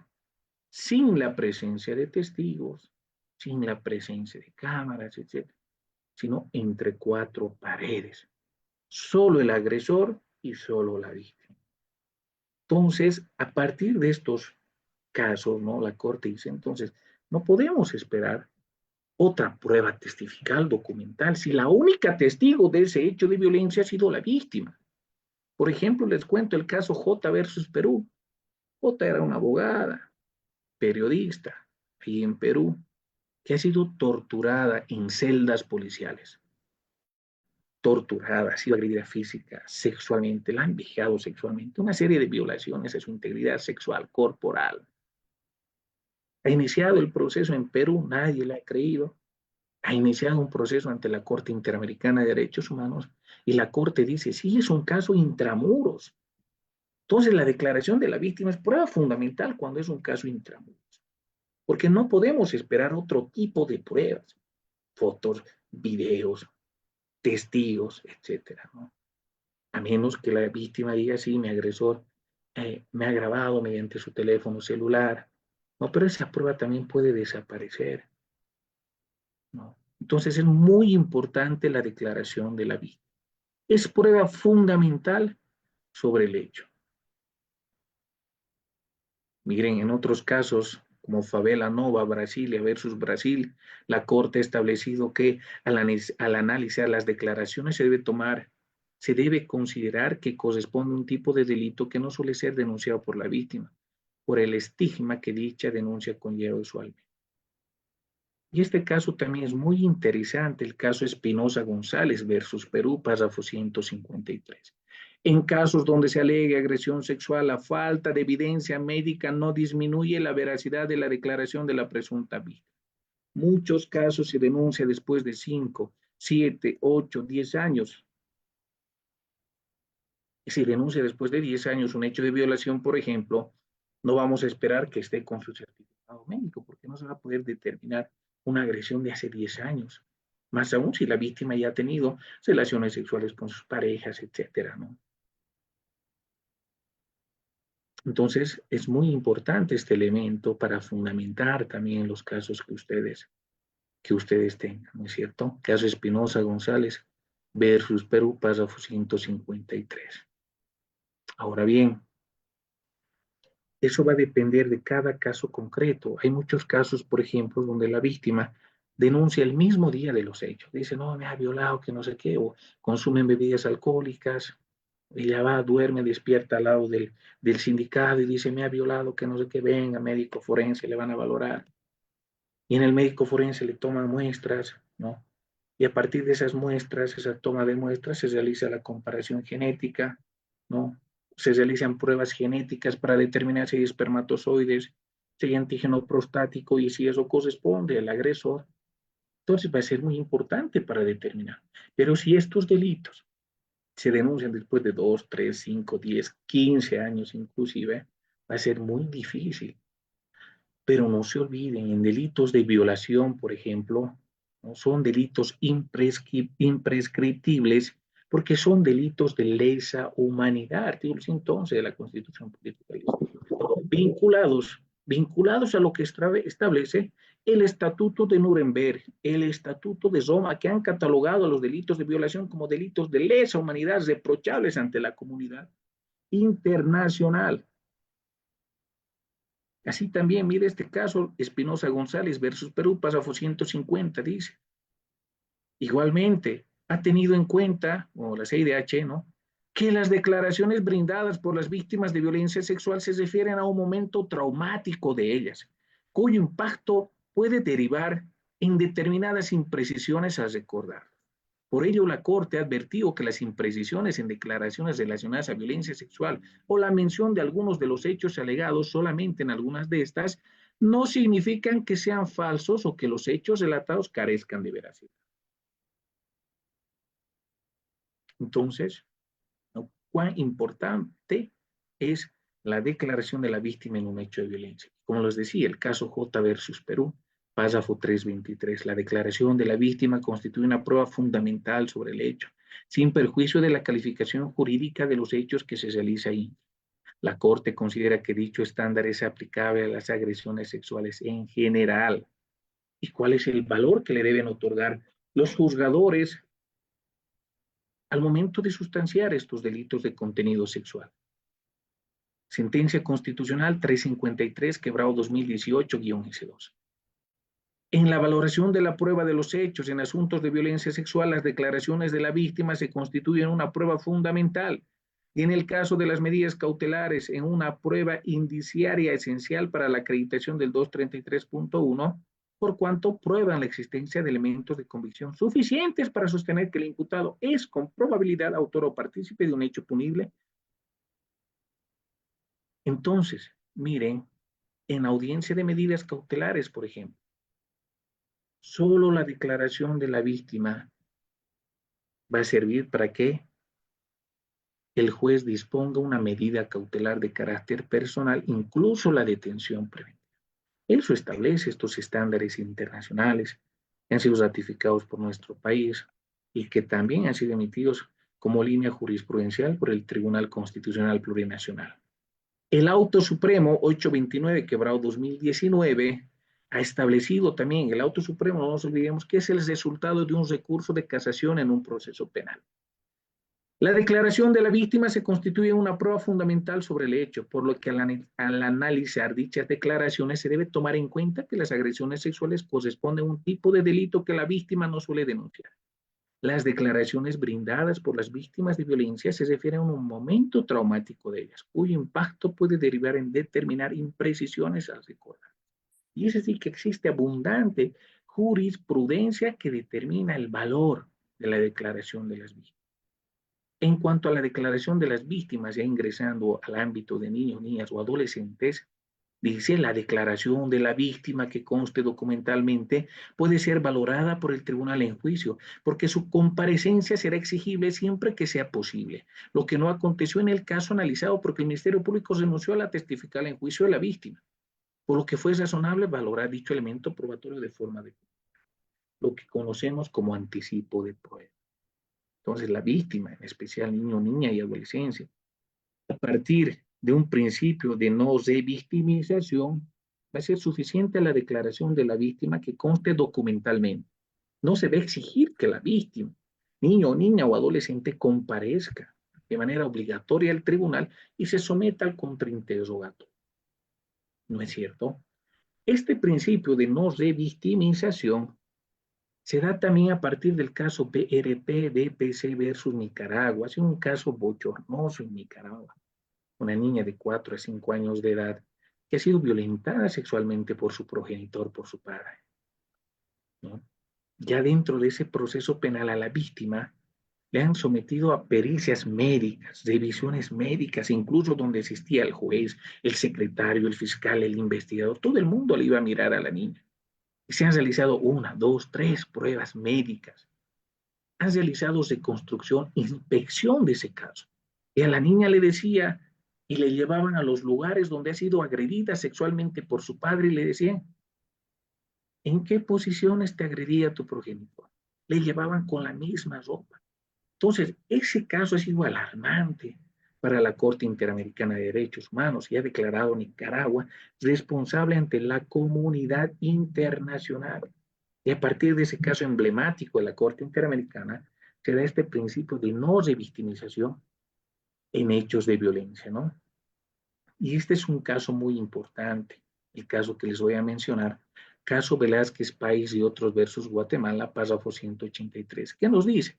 La Corte reconoce, visibiliza y rechaza el estereotipo de género por el cual en los casos de violencia contra la mujer, las víctimas son asimiladas al perfil de una pandillera y o una prostituta y o una cualquiera y no se consideran lo suficientemente importantes como ser investigadas, haciendo además a la mujer responsable o merecedora de haber sido atacada.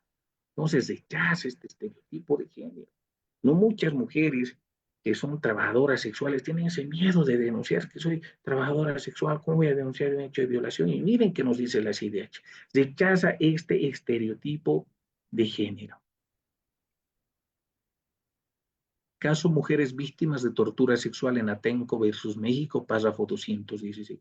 La Corte rechaza toda práctica estatal mediante la cual se justifica la violencia contra la mujer y se le culpabiliza de esto. Toda vez que valoraciones de esta naturaleza muestran un criterio discrecional y discriminatorio con base al origen, condición y comportamiento de la víctima por el solo hecho de ser mujer. Momento en el cual debemos remitirnos a un caso emblemático en el cual Bolivia ha sido declarado responsable ante la comunidad internacional. Caso Angulo Lozada versus Bolivia. De un caso de estupro, Brice Angulo ha sido violentada sexualmente por su primo. Brice Angulo tenía nacionalidad colombiana, vivía en Bolivia, ¿no? Y en ese caso la Corte Interamericana de Derechos Humanos le dice y declara a Bolivia responsable ante la comunidad internacional. Y le dice, le da un plazo de 2 años para que modifique el tipo penal de estupro. Para que modifique el tipo penal de estupro y sea violación incestuosa. Y es a partir de ese caso, miren, que se está modificando ese tipo penal, que ya hay un proyecto de ley que el presidente de la Cámara de Senadores ya ha puesto en conocimiento, ¿no? Para que se aplique esa ley. Y se cambia el tipo penal de estupro a violación incestuosa. Pero no solo se va a cambiar ese tipo penal, también se va a reconocer en nuestra normativa interna que el delito de violación es un delito de lesa humanidad y por tanto es imprescriptible. Lo que les decía a partir del Estatuto de Nuremberg, el Estatuto de Roma, ¿no? Aparte se va a añadir una figura esencial al tipo penal de violación, que es el no consentimiento, ¿no? La mujer que va y diga yo no he consentido para tener relaciones sexuales ya va a ser catalogada como violación. Eso es lo que se está también proyectando en ese proyecto de ley que es muy alarmante, debido sobre todo, ¿no?, a la falta de capacidad, en los funcionarios, sobre todo del SLIM, de la Defensoría, en los psicólogos, trabajadores sociales, en los abogados, y que es alarmante tanto hecho de corrupción que se denuncia día a día, ¿no? Va a ser suficiente, y a la fecha es suficiente un informe psicológico del SLIM y ya te condenan. Si tu abogado no tiene los mecanismos jurídicos legales para defenderte a partir de expertos en psicología, a partir de expertos en medicina forense, no van a poder destruir ese informe psicológico, ese seguimiento psicosocial que lo llaman, esa pericia psicológica, ¿no? Porque a partir de la no revictimización te dicen no podemos realizar el test de credibilidad del testimonio para la víctima. Él está revictimizado, ¿no? Pero si un abogado tiene y trabaja con un perito en medicina forense, con un perito en psicología forense, ya van a destruir los instrumentos, las técnicas que se han aplicado o que han aplicado los profesionales en psicología a momentos de realizar esas valoraciones, ¿no? Pero va a ser muy complejo. A ver, la víctima necesita un certificado médico del IRIF. Miren, el artículo 393, certificados médicos y recolección de evidencias, dice el 393 del Código de Procedimiento Penal, modificado por la Ley 1226. Los certificados médicos que acrediten el estado físico de la víctima, niña, niño, adolescente o mujer, que hubieran sufrido una agresión física o sexual deberán extenderse de forma inmediata y obligatoria por cualquier profesional de la salud perteneciente a institución pública que hubieran actuado o efectuado el primer reconocimiento de la víctima, de acuerdo al protocolo único de salud integrado al formulario único y sin mayor formalidad, se constituirá en indicio. Entonces, van al hospital, a la clínica, y le dicen a la luz del artículo 393, solicito un certificado médico porque no necesito otra formalidad para acreditar este hecho de violencia. Entonces, actualmente no exige el deber de homologar los certificados médicos emitidos por las instituciones públicas de salud, ¿no? Porque es un indicio, entonces. Y eso también vinculado a la sentencia 01122-2015-S3. ¿Cuál es el valor otorgado por los certificados médicos? La sentencia constitucional 0122-2015-S3 nos dice, en el marco de los señalados, esta sala considera que respecto a la acreditación de un impedimento físico como justificación de inasistencia a determinado acto procesal, para considerarse legítimo no es preciso que necesariamente sea avalado o certificado por el médico forense. Entonces, la ausencia de evidencia física o evidencia médica no va a disminuir la declaración de la víctima, ¿no? Y a lo que vamos, ¿no? Es a la sentencia 353-2018-S2. En tales casos, no necesariamente se verá reflejada la ocurrencia de violencia o violación sexual en un examen médico, ya que no todos los casos de violencia o violación sexual ocasionan lesiones físicas o enfermedades verificables a través de dichos exámenes. Y este es el caso. BRP-BPC versus Nicaragua, párrafo 169. La procedencia de un peritaje ginecológico debe ser considerada sobre la base de un análisis realizado caso por caso, tomando en cuenta el tiempo transcurrido desde el momento en que se alega que ocurrió la violencia sexual. En vista de ello, la Corte considera que la solicitud de realizar un peritaje ginecológico debe ser motivada detalladamente. En caso de no ser procedente o no contar con el consentimiento informado de la víctima, el examen debe ser omitido, lo que en ninguna circunstancia debe servir de excusa para desacreditarla y o impedir una investigación. ¿Es cierto? Se puede obligar a los niños, niñas y adolescentes a realizarse exámenes médicos o peritajes, ¿no? Caso BRP-BPC versus Nicaragua, párrafo 169. En cuanto al examen físico, las autoridades deberán evitar en la medida de lo posible que sean sometidos a más de una evaluación física, ya que podría ser revictimizante y tiene que ser sometido a cargo de un profesional especialista, ¿no es cierto? Entonces, miren la importancia de los estándares convencionales, estándares constitucionales sobre el valor a la declaración de la víctima. Pero ahora, ¿qué hacemos los hombres, no? ¿Qué hacemos los varones? En este caso, si se otorga la presunción de veracidad, si la falta de evidencia física, evidencia médica no disminuye la presunción de veracidad de la declaración de la víctima, ¿no? ¿Es suficiente la declaración de la víctima para destruir la presunción de inocencia vinculado al artículo 116 de la Constitución Política del Estado? O sea, la declaración de la víctima, ¿qué requisitos debe cumplir para destruir la presunción de inocencia? ¿No? Y el Tribunal Constitucional Plurinacional también ya ha recogido doctrina del Tribunal o de la Corte Europea, ¿no? Y es esta sentencia constitucional que les voy a dar a conocer, que nos habla sobre cuáles son los requisitos que debe cumplir la declaración de la víctima para que destruya la presunción de inocencia. Y estos muchos colegas abogados no lo saben. Muchos estudiantes tampoco, pero ya es importante que empiecen a conocer esta jurisprudencia, ¿no? Que también sirve para absolver en delitos de contenido sexual. Que dice la sentencia constitucional 0033, quebrado 2013, del 4 de enero. En efecto, a modo de ejemplo, el Tribunal Supremo Español, en su sala de lo penal, en el recurso 1399-2009, dice, en numerosas sentencias, como es la número 1505, quebrado 2003, miren en España, cuán avanzados están. De 13 de noviembre establece unos criterios orientativos para que la sola declaración de la víctima pueda desvirtuar la presunción de inocencia. Criterios para que la sola declaración de la víctima pueda desvirtuar la presunción de inocencia. ¿Cuáles son estos requisitos, estos criterios que debe cumplir para que la declaración de la víctima destruya la presunción de inocencia? Ausencia de incredibilidad subjetiva derivada de las relaciones entre el declarante y el acusado que pudieran conducir a la existencia de un móvil de resentimiento, enemistad, venganza, enfrentamiento.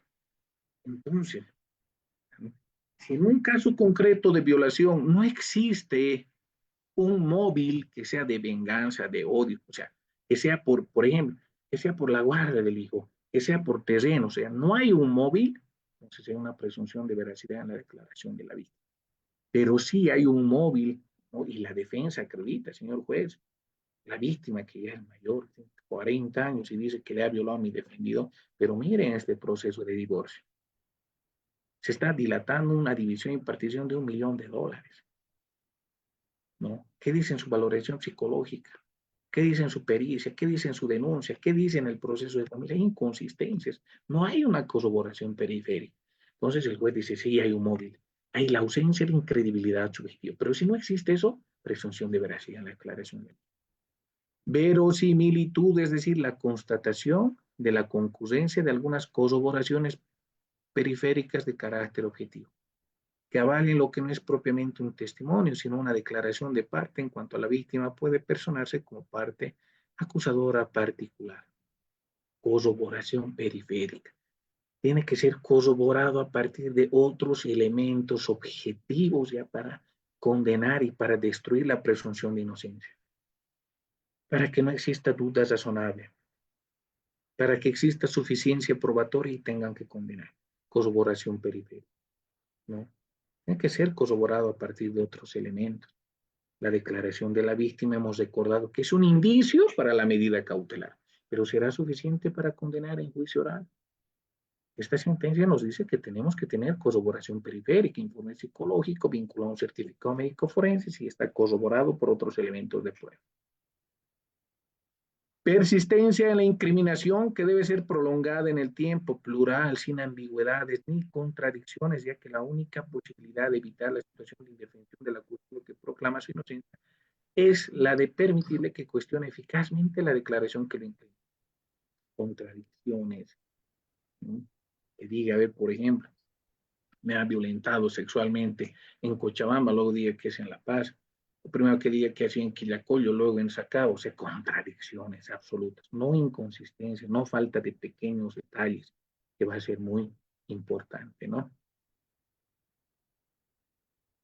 Persistencia en incriminación, y miren, de nuevo dice el Tribunal Español, afirma que la persistencia en la aportación de datos inculpatorios no exige que las diversas o los diversos testimonios sean absolutamente coincidentes, bastando con que se ajuste una línea uniforme de la que se puede extraer. Entonces, tiene que mantener una línea uniforme, ¿no? Tal vez puede variar un pequeño detalle, una imprecisión, pero no contradicción en sí, ¿no es cierto?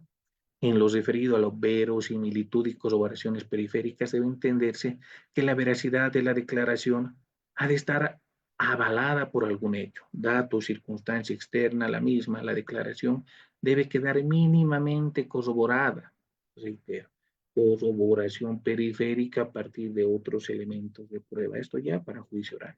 En medida cautelar, la sola declaración de la víctima constituye indicio y va a ser suficiente para acreditar el supuesto material. ¿Qué es el supuesto material? La probabilidad de autoría o participación. Él es autor o partícipe de este hecho punible. Él ha participado o es autor de este hecho de violación, de este hecho de abuso sexual, ¿cierto? Entonces, miren, ¿qué va a pasar cuando va a existir duda razonable? Ante la duda, lo más favorable, indubio pro reo. Caso Cantoral Benavides versus Perú. Caso Ricardo Canese versus Paraguay. ¿Qué ha establecido? Que ante la insuficiencia probatoria se debe absolver al imputado. Muy importante conocer estos estándares convencionales, estos estándares constitucionales, sobre estos elementos, miren, puntuales, pero de gran valor que nos van a servir para el ejercicio de la profesión, una vez que los estudiantes comiencen su carrera, en la actualidad para los respetables colegas. Así también vamos a hablar, por último, sobre el artículo 100, sobre el artículo 100 de la ley 348. ¿Qué nos dice el artículo 100 de la ley 348? Y es muy importante revisar este artículo. Denuncia o acusación falsa. Quien hubiere sido falsamente denunciado o acusado como autor y o partícipe en la comisión de un delito contemplado en la presente ley podrá iniciar la acción correspondiente con la resolución fiscal de rechazo de la denuncia o de sobreseimiento o concluido el proceso con sentencia absolutoria ejecutoria. Te denuncian, hay una etapa preliminar, etapa investigativa. Si hay una resolución de rechazo, ¿no? Lógicamente es ratificada por la Fiscalía Departamental, realizo mi denuncia falsa contra la supuesta, contra la falsa víctima de un hecho de violencia. Etapa preparatoria, dura 6 meses, artículo 134 del Código de Procedimiento Penal, etapa preparatoria. Termina la etapa preparatoria, ¿qué resoluciones puede emitir el fiscal? Acusación fiscal o sobreseimiento. El sobreseimiento cuando no existe pruebas, cuando el fiscal dice voy a ir a juicio y voy a ir a perder. No. Se certifica el sobreseimiento, entonces inicia un proceso por denuncia o acusación falsa. En juicio oral hay 2 sentencias, absolutoria cuando no hay pruebas, cuando hay dudas razonables, te absuelven de culpa y pena, o sea, eres inocente, entonces a partir de esa sentencia se puede iniciar un proceso por denuncia o acusación falsa. Y se encuentra vinculado al artículo 166 del Código Penal, que varía el quantum de la pena si el sindicado durante el proceso ha estado privado de su libertad, ¿no? Entonces, con eso, mis queridos, mis respetables colegas, respetables estudiantes, hemos concluido a este análisis crítico, ¿no? Este análisis crítico de la ley 348. Mi querido doctor, yo creo que vamos a pasar al sector de preguntas. Claro que sí, doctor. Bastante ilustrativa la exposición de su persona. Nos están llegando consultas tanto por el Facebook como de igual forma he leído una pregunta acá en el chat. De igual manera en el grupo de WhatsApp, bueno, internamente al WhatsApp que tenemos.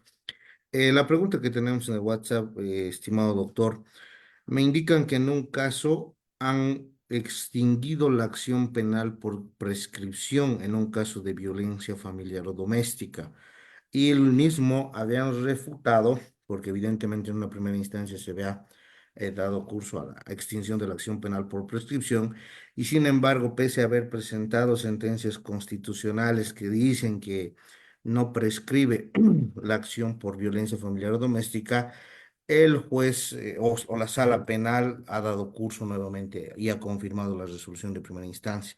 ¿Qué se puede hacer y si tuviera alguna jurisprudencia? Eso es lo que indica la consulta, doctor. Bueno, mi querido doctor, a ver, en primera instancia debemos recordar que el delito de violencia familiar o doméstica no está catalogada como un delito de lesa humanidad, por cuanto sí es prescriptible. Es sujeto a que se extinga por prescripción, ¿no? Sin embargo, los jueces o tribunales tienen esa obligación de fundamentar sus resoluciones bajo una perspectiva o un enfoque de género, ¿no? Tuviéramos que revisar la resolución y cuáles han sido los fundamentos de la acusación particular, ¿no? Para pretender que no se prescriba ese caso. Pero si sala penal lo ha extinguido, ¿no?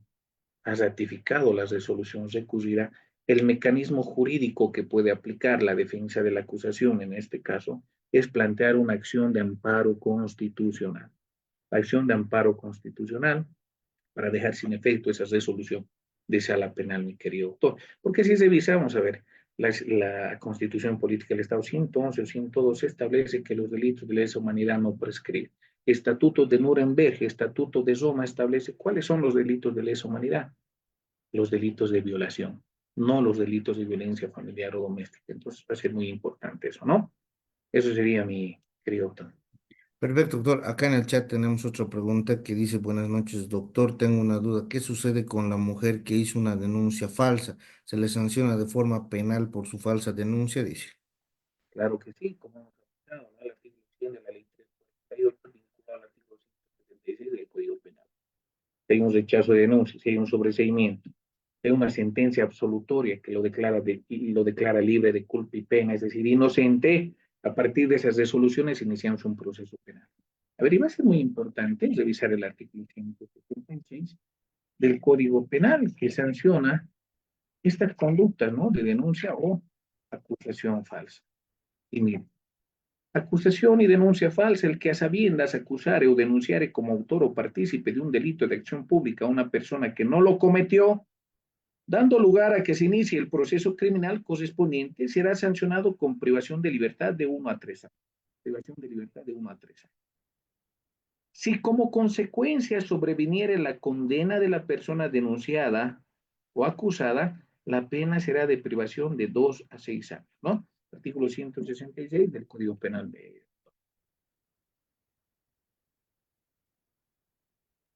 Perfecto, doctor. Muchas gracias. No sé si alguien, dejamos el micrófono abierto para que alguien de sala de igual forma pueda realizar su pregunta, si es que está interesado en preguntar algo.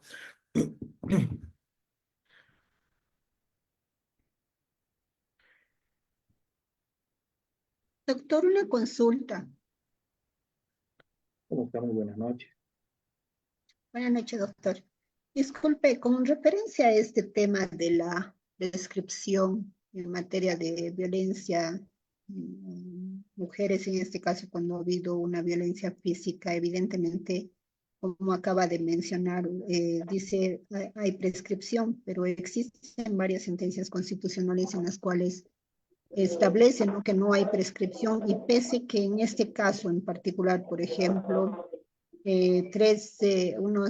unas 2 o 3 semanas o un mes atrás más o menos se ha dado incumplimiento de las medidas de protección de parte del agresor.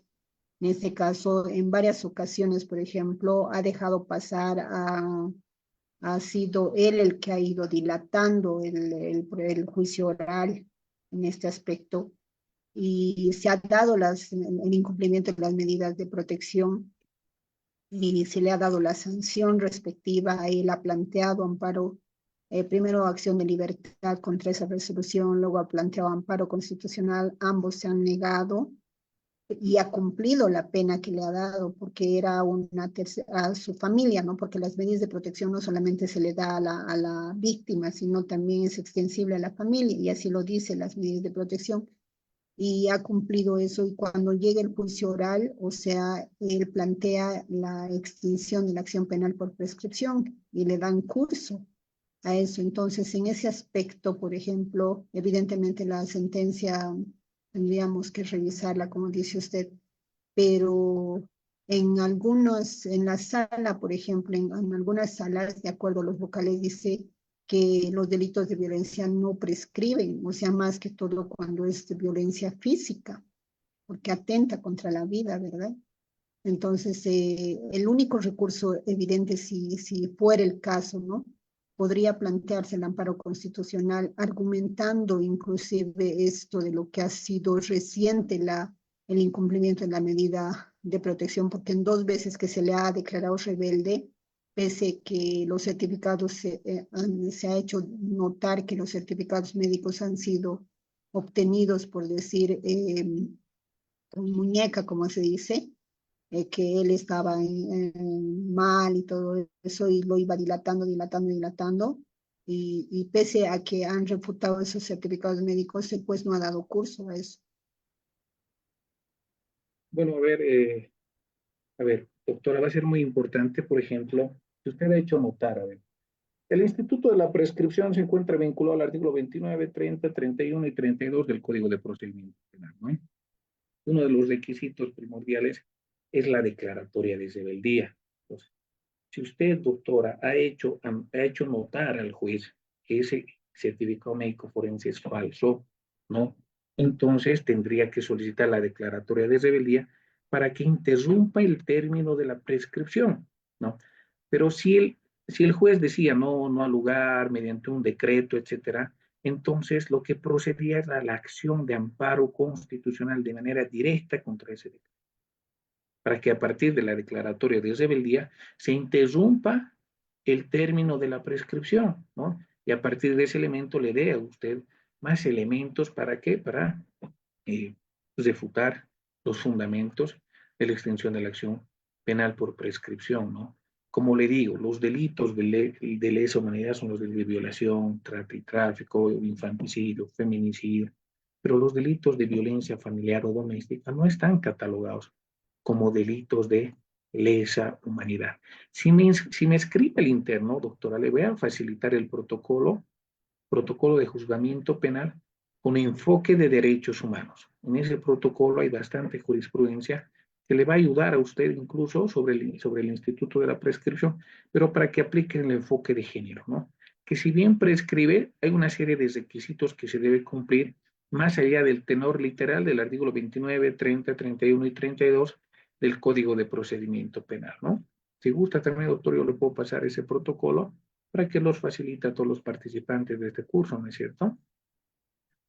Muchísimas gracias, doctor. De nada, un placer, doctor. Bueno, tenemos nuevamente el micrófono abierto por si hubiera alguna consulta más.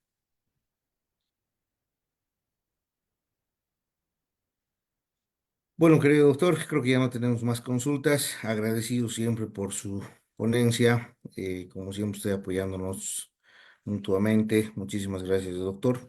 Quedamos enormemente agradecidos y evidentemente extasiados con la exposición que ha realizado. Se le va a comunicar para poder hacerle llegar su certificado de reconocimiento, doctor. Muchísimas gracias. Muy buenas noches, mi querido doctor. Un placer y encantado de poder compartir un poco los conocimientos con los queridos colegas y estudiantes, ¿no? Muy buenas noches, mi querido doctor, y así también a los que han formado parte de este seminario. Listo, doctor, muchísimas gracias. Bien, entonces agradecerles a todos por su presencia y asistencia y confianza, evidentemente, en nuestra institución. Los certificados, por favor, aclararles que se van a entregar a partir del 18 de noviembre. En esta semana se va a proceder con la impresión y las correspondientes firmas. Y a partir del lunes 18 de noviembre se va a estar distribuyendo los mismos y ya se les va a informar por los grupos oficiales en qué días y en qué horarios, por favor. Muchísimas gracias y muy buenas noches.